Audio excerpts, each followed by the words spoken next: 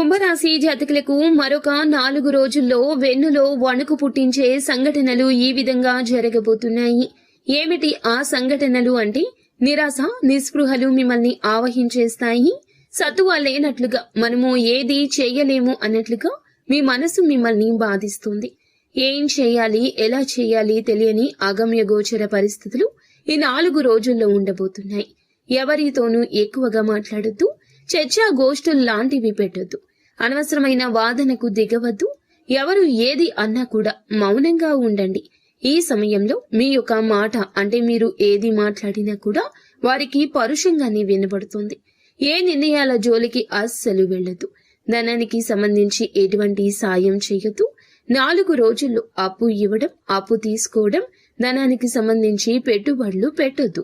ఇవన్నీ రిస్క్ తో కూడుకుని మీ మానసిక పరిస్థితిని చెడగొడతాయి.